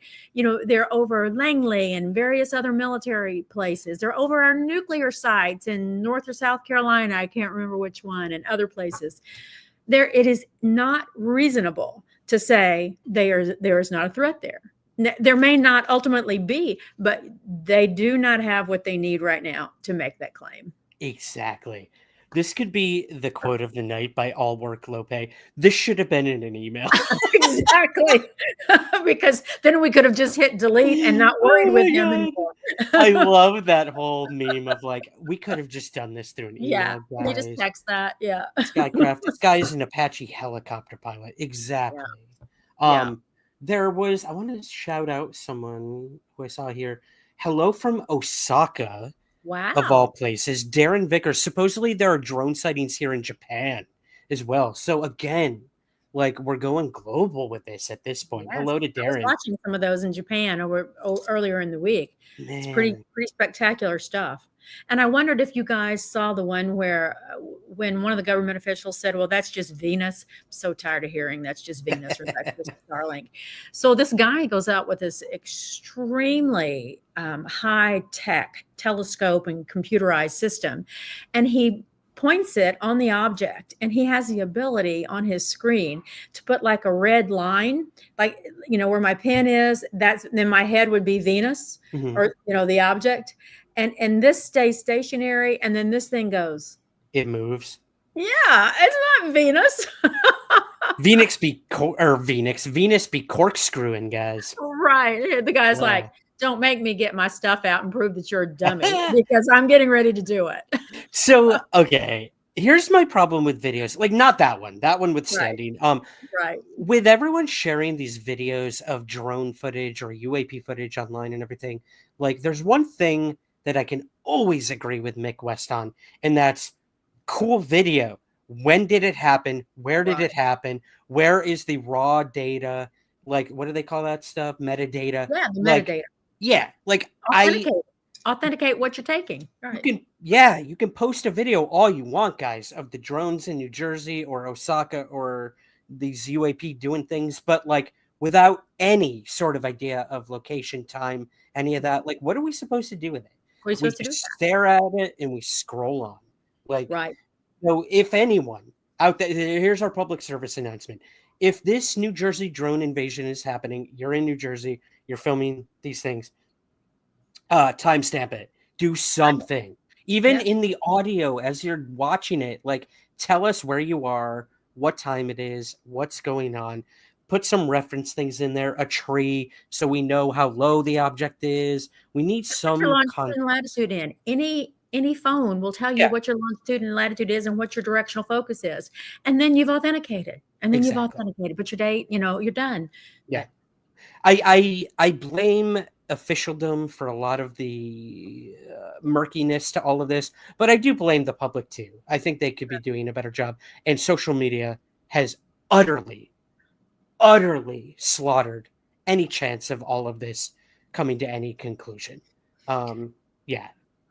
But there's some scary stuff out there. People, it's not like they just put out disinformation. They put some scary things out there for sure that are not helpful either. It's not helpful. We don't need to be scared right now. We need to focus and think. Focus and use our critical thing. I will give it to Mr. Cappuccino. Use our critical thinking skills to watch what's happening and document what's happening, and then back off. You don't have to necessarily get to the conclusion. Exactly. Yeah, and it might take some time. So I do agree with the Pentagon on that. Like you said, we're at the start of the investigation, not the conclusion. I understand. Like, these things can take time. If they want to come to a firm conclusion and solve this problem, it could take some time. But you cannot tell me that, like, it's not happening and that, like, you don't know something. And that it's Starlink or Venus. Just stop. Because this is how you get us to scoff at you and walk away. Yeah, and you cannot tell the public that it's not that it's not a threat if you don't know what it is. Oh God, that's the worst. Surely there's a lawyer among you that can help you not say stupid stuff. Someone he needs a Susan. Don't make me come over there. I will come over there. Suzanne will do it. She'll do it. This was interesting. So this was a response by the Warren County Police Chiefs Association. Let me see if I can make it a little bigger. The Warren County Chiefs Association would like to address the Warren County residents on the recent drone activity. Since the middle of November, we've seen a multitude of drones flying over critical infrastructure, homes, and businesses here in Warren County. Police have taken your calls for concerns and honestly have not been able to provide a sufficient answer to ease your minds. We assure you that the police community is just as frustrated with the lack of transparency from the federal and state officials. We have been asked by federal and state officials to complete a survey questionnaire for every drone sighting and have complied with those requests. We are shocked by the lack of response or update from federal and state officials. We do not agree with the response, and there is no known threat to the public at this time. With the response that there is no known threat. It is our stance that just the unidentified drone flying over us is a threat in itself. Man. And they demand answers. I won't go through the rest of it, but I mean, that is pretty telling. That's an appropriate response. That's an appropriate, believable response. It seems to me to be based in logic, as opposed to, don't look here, it's nothing, we're all good. Don't look up. Do not look up. And, a lot of people are looking up for the first time and they're seeing these things. And like we've said a million times tonight, some of them are planes. Some of them are drones. Some of them are your Amazon packages getting dropped off before Christmas. But clearly that's not all that is going on. And we just don't know. Suzanne, there's one more video I want to play for you about drones, and it comes from none other than the creator of Arrow herself, Kirsten Gillibrand, and she has commented finally on the whole drone thing. So I'm going to go ahead and play that clip, and then we'll close out the drone zone. How's that sound? Again. Yeah, again for the third week in a row. I know they keep pulling us back in. It's like They the mafia. do. They do. Let me find the video. Here it is. Pull it up. Walk you guys through what I'm doing. I'm sure you're loving this. Here we go. You've asked the FBI and the Homeland Security Department to brief Congress. What do we know so far? What do you know about the drones that you can share? Well, Andrea, we know very little about these drones, which is the problem. We don't know who is sending them, who's controlling them, whether they are spying, whether they are sighting targets for future action. We have no idea the purpose of these drones, who's controlling them, and whether they are putting the American people at risk. The Pentagon has denied a claim made by a Republican New Jersey congressman that, quote, an Iranian mothership is behind these drones. That does seem a little far-fetched. Does these your concerns that they say that there's nothing to that? Well, I wouldn't say that either, Andrea. We've had drone incursions over Langley for 2 weeks in a row and did not see them coming, did not know where they were from and who was operating them. They're using technology in some of these instances that are unfamiliar. The size of these drones are unusual.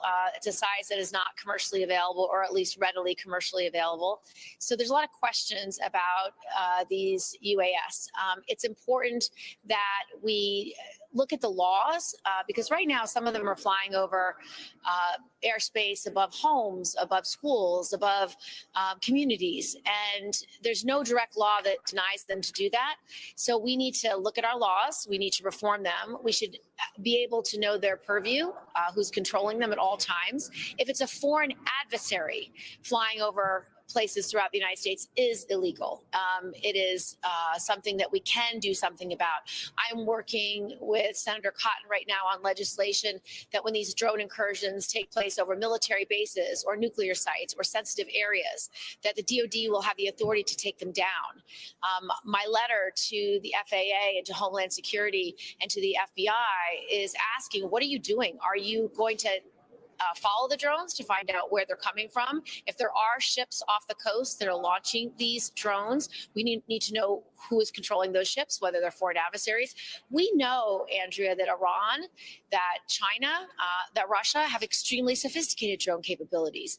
We've seen drones used as a weapon of war in Ukraine. And so these are the reasons why I have high concerns and am quite dissatisfied by the response by Homeland Security, FBI, and FAA to my request that we need to have answers. They need to know where these drones are coming from. And we cannot simply say, well, they're not causing any harm. Well, do we know that? What are they doing? And who's sending them?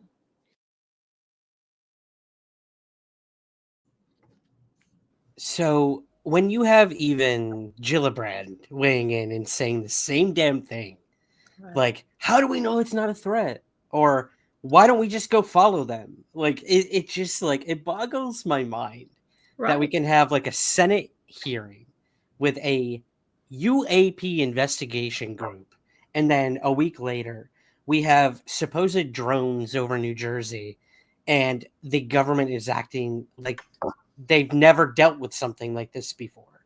And, like, they're amateurs, like that New Jersey rep said. I stretches. don't know. It stretches believability. It stretches believability. And I just don't believe that they don't have video and satellite imagery and stuff from their own drone systems. I just don't believe them. I don't think it's reasonable. I just don't think it's reasonable. It's a joke. It's a what do they call it? It's a comedy. It's like a true comedy happening right now. I am hiccuping like crazy.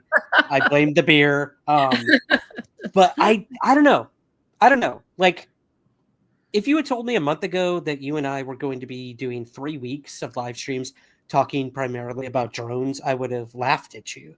But here we are, and it's the end of the year, and this is what's happening. Will this continue into the new year? None of us truly know, but I think the answer is probably yes. And for them to focus on the prosaic, not helpful. Not helpful. We can look and see what a man-made drone looks like.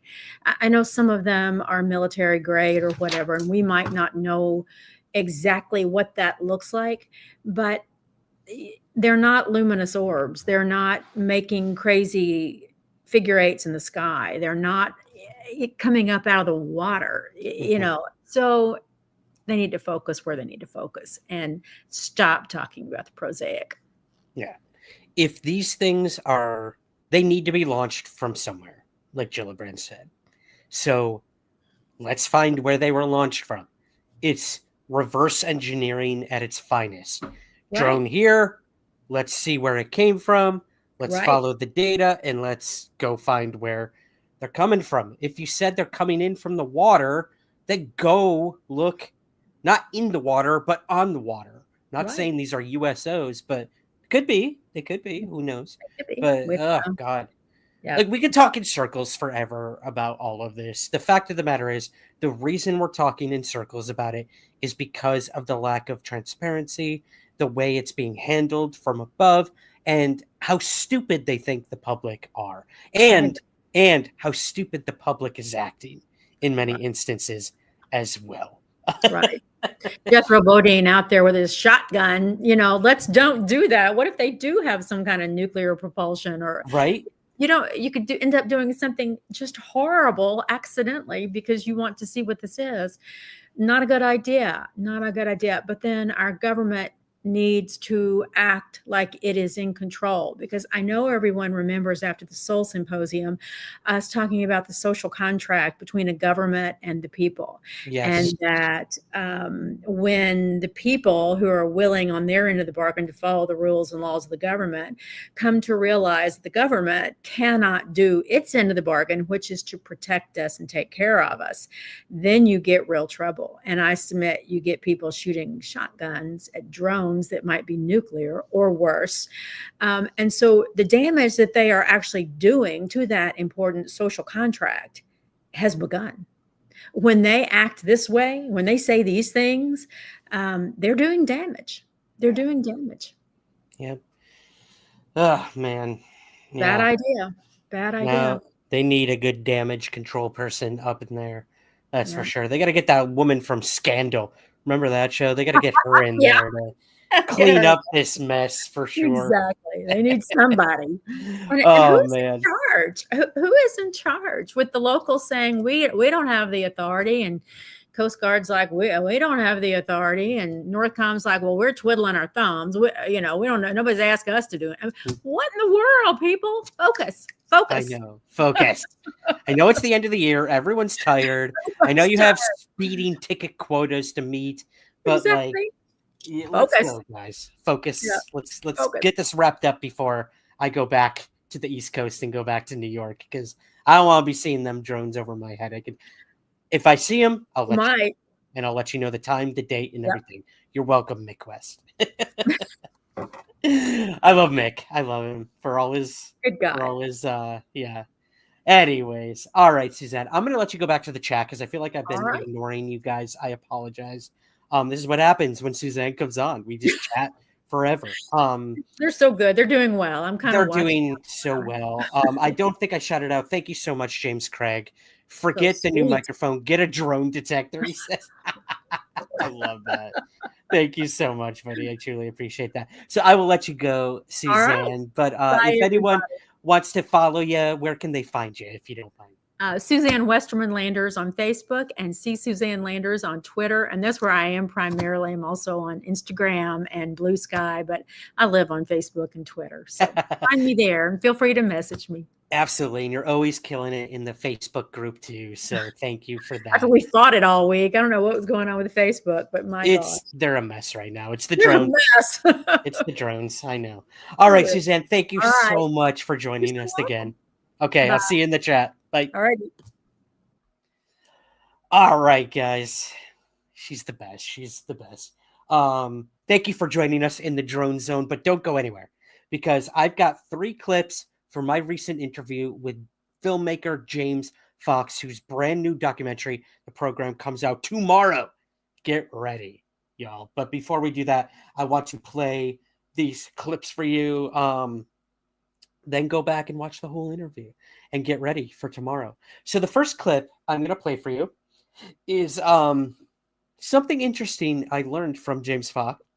Man, I am hiccuping like crazy. One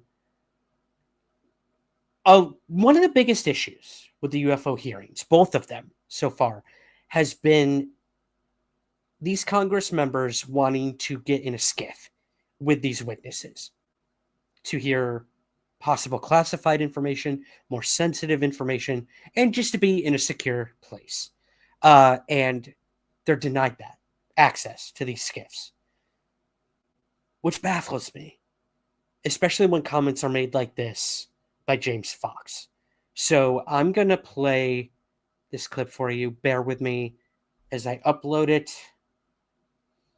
And we'll keep moving on, moving up, guys. Hold on 1 second here. Here we go.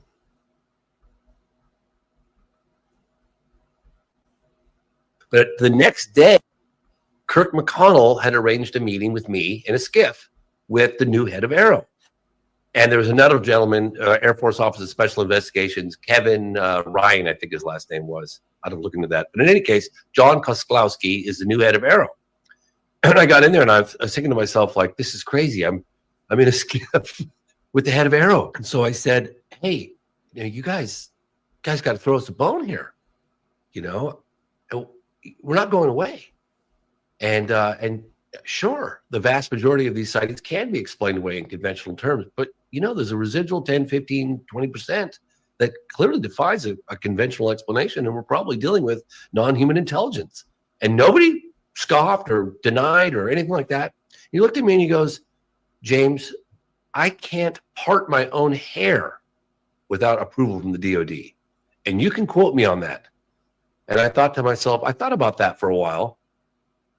So basically what he's saying is Congress puts him in charge of digging through the various intelligence agencies and finding out what they know. And yet the DOD, which is part of the executive branch, tells him what he can and cannot say. Yeah.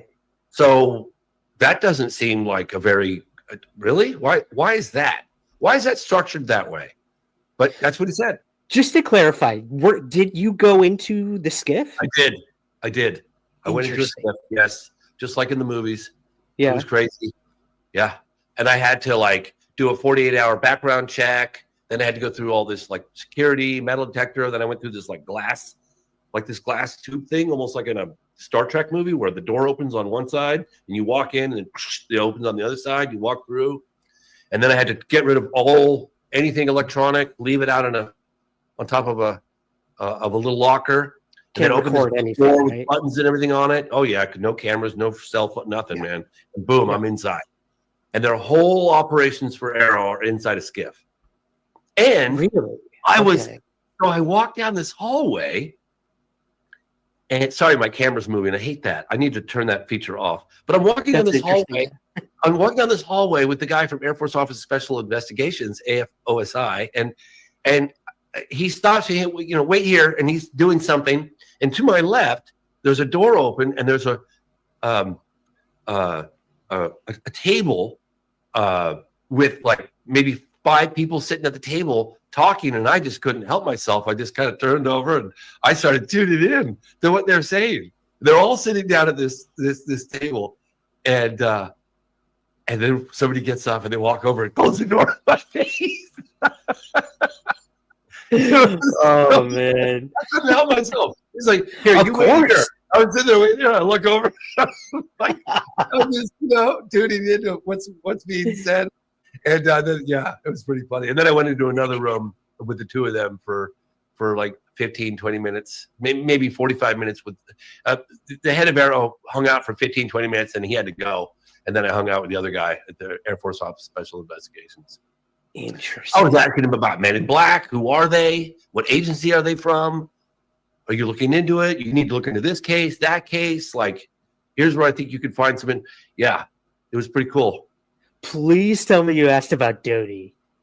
I did not. Oh, I did not.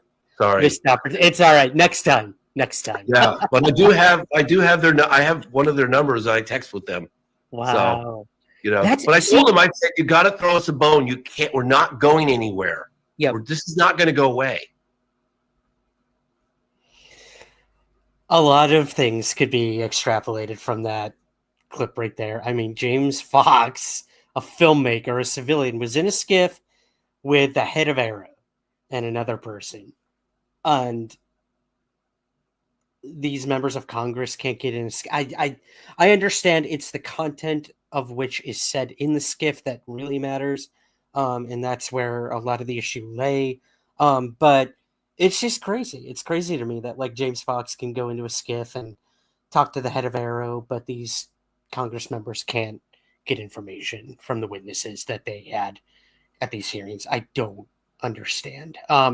It's also interesting that he said all of Arrow, like the office is literally a skiff. So like their office is just like that little room, that secure room. That's crazy to me. What else did he say in that one?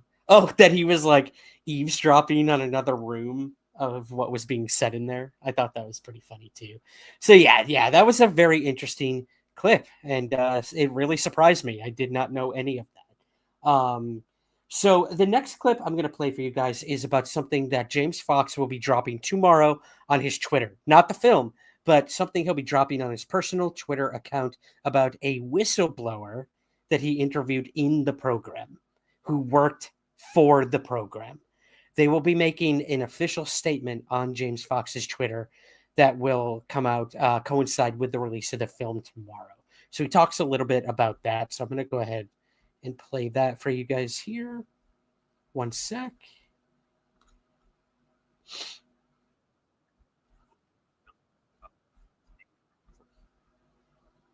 Bear with me.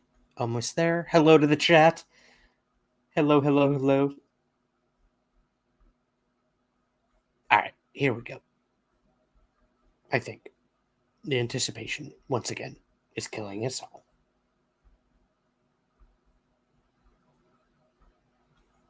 There's an individual who appears in the film under it's Navy X. And this individual is putting together a statement. We were going over it just 15, 20 minutes ago, anonymously on it's a very compelling statement, and it's going to be released on my X account on the day of the film release on the 16th of December, basically explaining, why this individual is doing what he's doing, why he's fearful for his safety, where some of this material is, what this individual has seen, and basically why he's coming forward anonymously. It's very compelling. It's several paragraphs, and it really explains a lot of things within the fear factor that is real, the consequences for violating their security oaths, I guess, is real. So it explains a lot of it, and it's frustrating. It's frustrating for filmmakers, myself. It's frustrating for the general public when you hear all these people telling me, like, I'd go to jail if I told you what I know. Excuse me. It's like, hey, why can't we have a blanket protection somehow? And really, because if what these people are saying is true, this is the biggest story of the millennium. I mean, ever, really. It's true.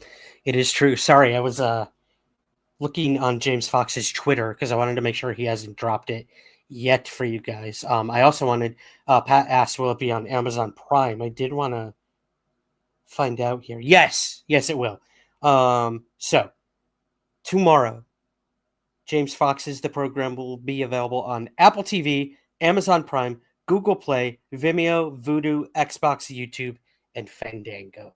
You name it, it'll be available. So cool. Thank you, Suzanne. I appreciate that. The last clip I'm going to play for you guys from that interview. Look at this guy. Remember the whole hubbub?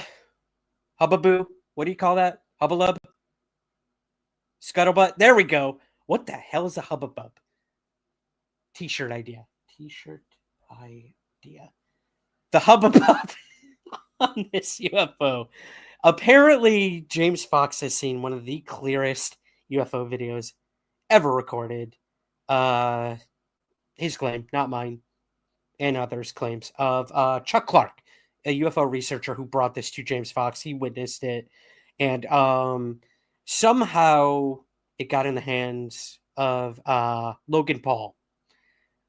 Logan Paul is a very contentious person. He's a YouTuber. He's a wrestler. We're not getting into it here. Go back and type in Logan Paul UFO video and check it out. But apparently Logan Paul went and found the person who was in possession. Brouhaha!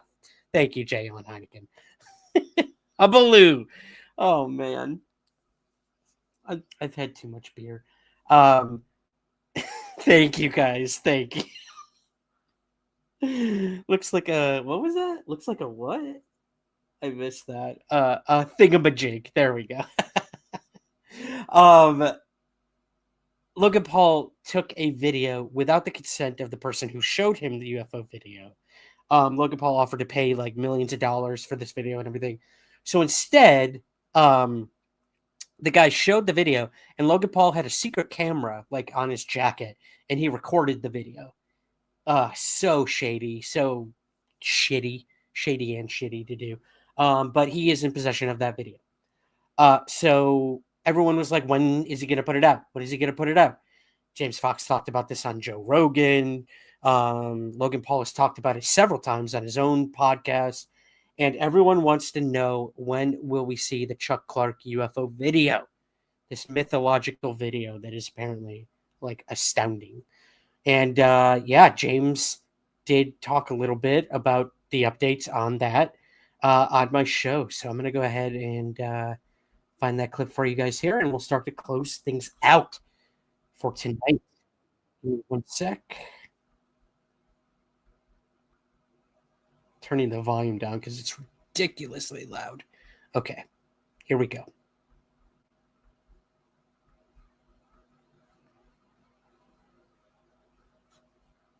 This best video ever.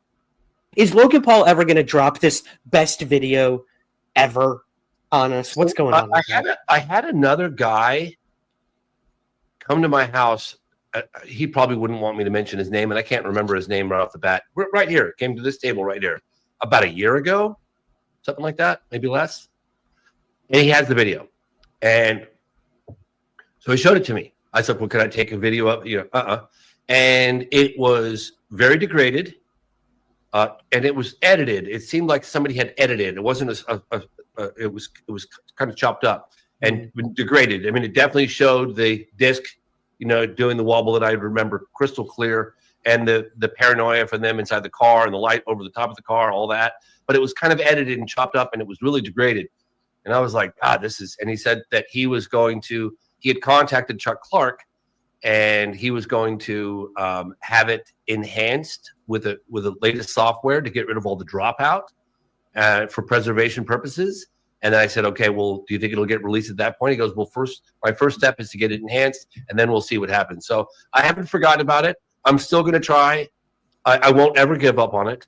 It's at one point or another, I'm sure Chuck Clark. Oh, and one more thing I'll say about it is that I was on a tour at a conference, actually with Fade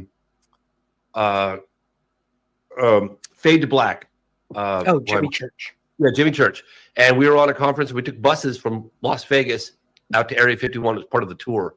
And we got to Little Alien, and we hung out there for 3 hours. We had food and drinks and whatever. And I met and I've known her for decades, the daughter of the woman who owned it. I think it was Pat. Joe and Pat used to own it. Pat's still around. Joe passed. And Pat's daughter, I talked to her about that footage because Chuck Clark lived like a couple 100 yards away from the Little Alien in a double wide for probably 20 years. Of course, he had that footage and everybody knew about it. Everyone's seen it. And so I said to her, like, why is there so much secrecy around who shot it? Like, what's the big deal? Why don't they come forward? And we talked, and she was very she remembered me and knew who I was, but she was kind of standoffish. And then she looked at me and she goes, do you really think we're that stupid that we're not going to make a digital copy of it? She goes, there's reasons why that individual didn't come forward. No, there was reasons why, and she wouldn't tell me. And I don't know. I don't know. I don't know. But I haven't given up on it. I haven't given up on going after any footage. Sometimes this stuff takes a while. I don't know. I don't know. It's true though. It's true. This stuff takes a while. I saw in the chat someone asked, has anyone been to the Little LION? Suzanne has, and I have as well. It is a dive, Suzanne. That's for damn sure.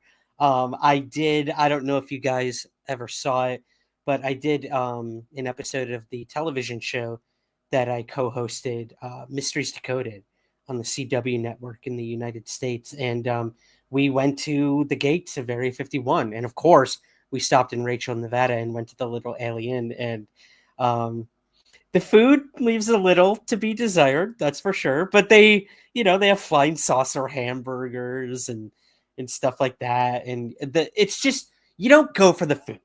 I'll put it that way.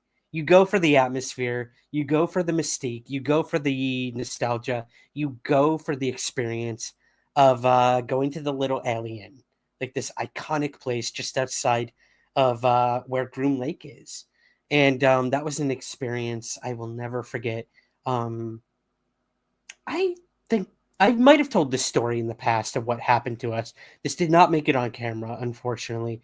Of course, how appropriate. But when my investigative partner, former Navy, I guess not former, but a Navy veteran, Jennifer Marshall, and I, we were with Tracy Austin, who is a UFO researcher as well. And she brought us to the back gate of Area 51. And we went as close as we thought we could get. But I will tell you this. The scariest part about going to Area 51 was, I'd say we were about maybe 2 miles out from the back gate. And we're in the car. We have a vehicle behind us who's got our crew, our sound people, all that stuff, everyone who's got all the tech stuff. And we're in our own vehicle, Tracy, Jennifer, and I. And we're driving, down the lonely desert road to get to the back gate. And we had our radio on, but it was really low from what I remember. And all of a sudden, the radio started crackling and going crazy. And then a voice came through our radio. And all it did for like a minute straight was repeat our license plate back to us, which was so weird. So weird. And Tracy starts telling us like, oh yeah, they saw us coming from miles and miles away. They have sensors in the ground. They know you're on your way there. You got the, what do they call those? The guys and the camo dudes, like up on the hills and everything. Like they know you're coming and they want you to know that they know you're coming. So that's what they were doing. They were kind of giving us like a warning, like, we know you're on your way to this gate. Be careful. We have your license plate. We're already looking up y'all. And don't get too close. So we didn't. But that was weird. That was super weird. And, I obviously asked our crew, I'm like, were you guys like, was this a prank? Were you like found some weird way to tap into our radio or something like that? And they were like, what are you talking about? And it was just crazy. It was a crazy experience. That was my experience at Area 51. And the hotel that I stayed at the night before, which was interesting to say the least. But that's a story for another time. Guys, go watch my interview with James Fox, please. I was so happy and honored and excited to be one of the first to get to sit down with him. There's going to be a ton of interviews coming out with him in the next few days. A few already have. But I had the immense pleasure of joining James in the filming of this documentary in Calvine, Scotland, to go up to the famous Calvine Hills where one of the most clear UFO photos was ever taken. And it was an experience I will never forget.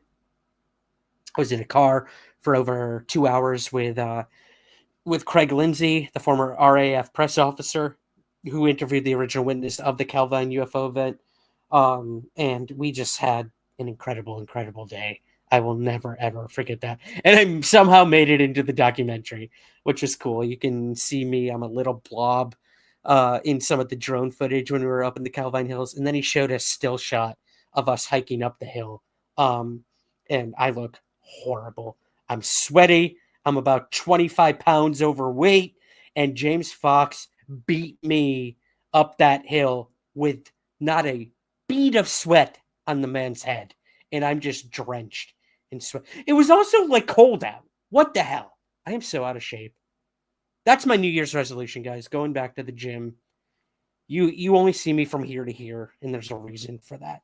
But I'm getting too self-deprecating. Please go watch the episode. It's also now available. It is this upcoming Monday's podcast episode. So if you're wondering why a new episode hasn't come out on Monday, it's because the James Fox interview is that episode.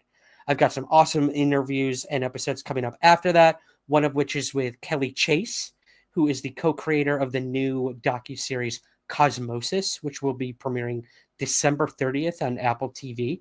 I'll have more info for that about that very soon. It's an awesome series. I've been able to watch 2 of the 3 episodes of it, and you guys are going to love it.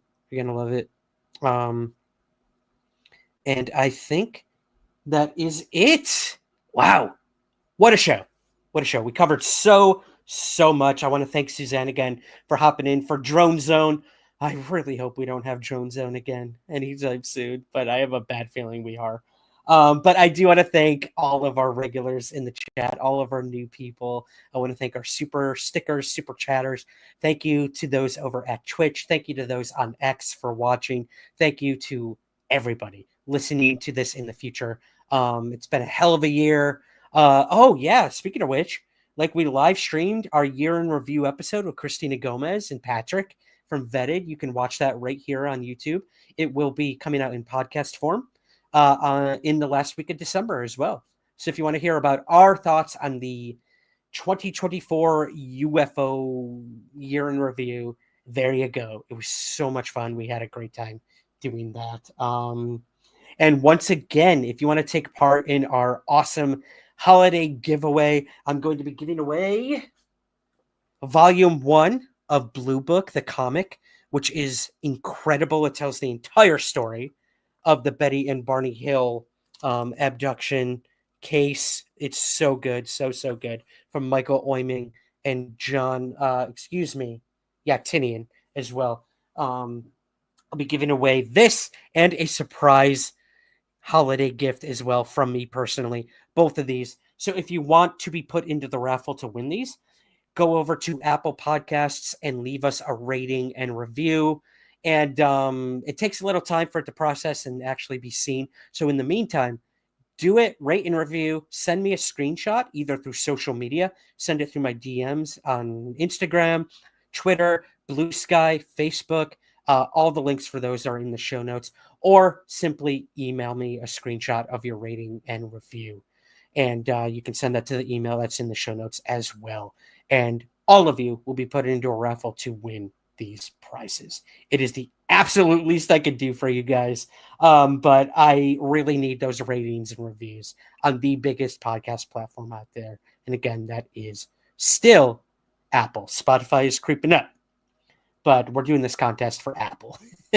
So thank you in advance for doing that, guys. Wishing you luck on winning the contest. And I want to wish all of you a very happy holiday season. I'm leaving to go home to the United States Wednesday. So I don't know what the live stream is going to look like. Suzanne's going to be super busy during the holidays too. So we'll see. We'll see what happens.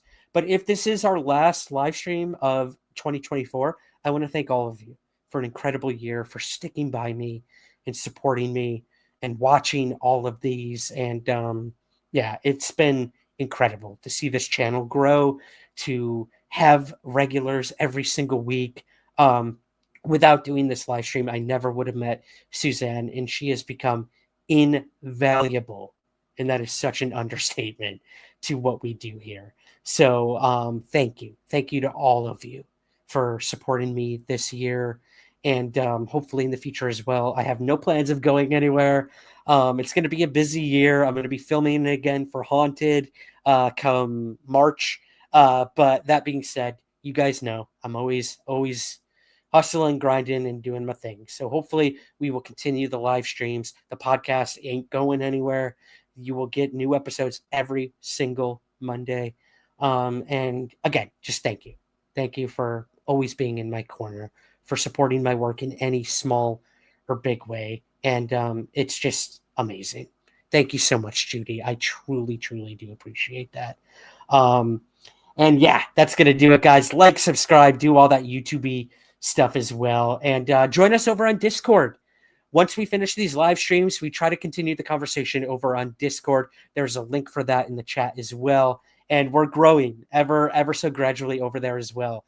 And we just talk about what, debrief from what we talked about here, talk about new things, talk about what's coming up on the podcast, and everything in between. So join our Discord server as well. Shout out to Hides and Longgrass and John for helping us put all of that together. The poll! I always forget the poll. That's like my tradition. Thank you, Pat. Thank you. Let's go to the poll. I'm going to refresh because I do want to see what you guys said here. I asked over on YouTube, is there an actual drone invasion in New Jersey? Oh, man, it is like split down the line. 23% of you said, yes, we are screwed. 22% of you said, no, it's hysteria in social media. 32% of you said, I don't know. And 23% of you said, it's aliens, you fools. Man, it was neck and neck between yes, we're screwed, no, it's hysteria, and it's aliens. And a large portion of you said, I don't know. Which, yeah, we don't know because we're not being told a damn thing. So there you go, guys. There was the poll. Thank you so much to Pat. And I'm sure Suzanne was waving to me, poll. I always forget it. Simon, thank you. Thank you so much for the super sticker as well. Truly do appreciate it. That's going to do it, guys. We are just over the 2-hour mark. So go eat, drink, be merry, enjoy your holidays. Have a very happy new year. And we will see you very, very soon. When? I don't know. But I promise you, I will do everything in my power to make sure it's very, very soon. So I will leave you for the very last time, possibly in 2024, with our motto as always, and that is keep your feet on the ground, but never stop searching somewhere in the skies. Happy holidays. Happy New Year. Keep looking up.